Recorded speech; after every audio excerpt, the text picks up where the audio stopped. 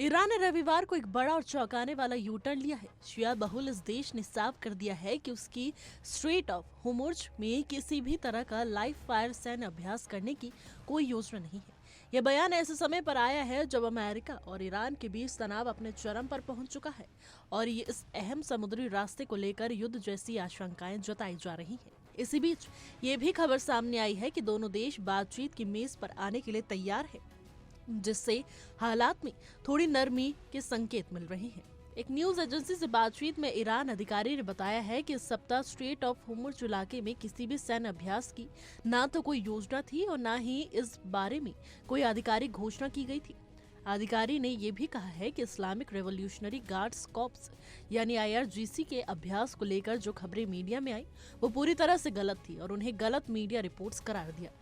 Iran के इस बयान ने उन अटकलों पर विराम लगाने की कोशिश की है जो पिछले कुछ दिनों से अंतर्राष्ट्रीय स्तर पर चिंता का विषय बनी हुई है। हालांकि इससे पहले हालात कुछ और ही संकेत दे रहे थे।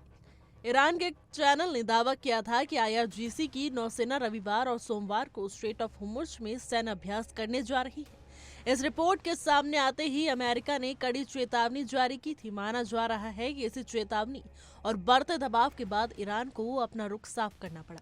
अब सवाल उठता है कि अमेरिका ने इतनी सख्त चेतावनी क्यों दी थी। दरअसल शुक्रवार को अमेरिकी सेंट्रल कमांड यानी कि सेंटकॉम ने एक आधिकारिक बयान जारी करते हुए ईरान को आगाह किया था कि होर्मुज़ जैसे बेहद संवेदनशील और रणनीतिक इलाके में किसी भी तरह की असुरक्षित और गैर पेशेवर गतिविधियों को बर्दाश्त नहीं किया जाएगा।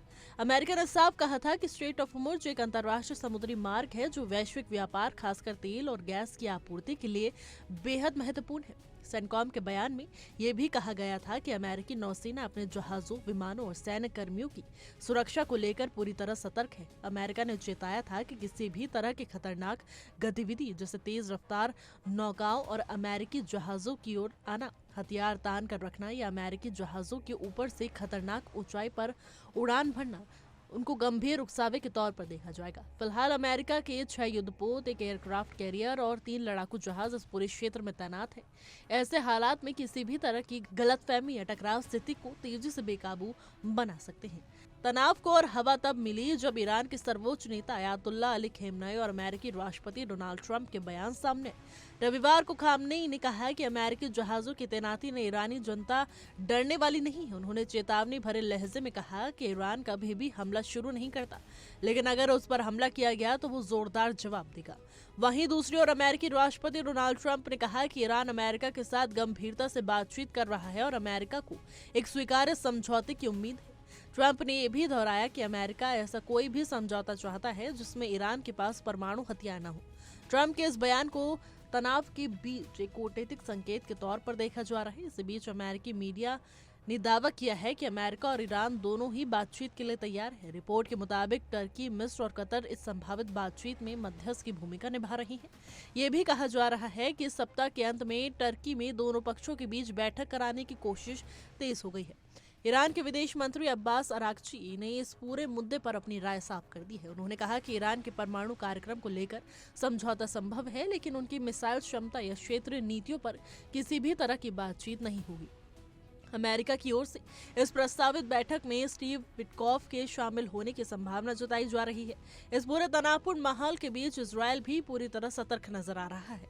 इजरायल के सेना प्रमुख लेफ्टिनेंट जनरल, जहां उन्होंने अमेरिकी रक्षा अधिकारियों के साथ ईरान को लेकर अहम चर्चा की। इजरायली सेना पहले से ही हाई अलर्ट पर है और रिपोर्ट्स के मुताबिक संभावित अमेरिकी कार्रवाई को लेकर समय सीमा पर भी बातचीत हुई है। कुल मिलाकर स्ट्रेट ऑफ होर्मुज़ को लेकर हालात भले ही फिलहाल शांत दिख रहे हों, लेकिन अमेरिका, ईरान और इजरायल के बीच चल रही ये कूटनीतिक और सैन्य खींचतानी अब भी दुनिया की नजरों में बनी हुई है। आने वाले दिन तय करेंगे कि ये तनाव बातचीत की मेज तक सिमटेगा या फिर किसी नए टकराव की ओर बढ़ेगा। फिलहाल के लिए हमारी रिपोर्ट में बस इतना ही। देश और दुनिया की तमाम खबरों के लिए देखते रहिए इंडिया डेली का डिजिटल प्लेटफॉर्म।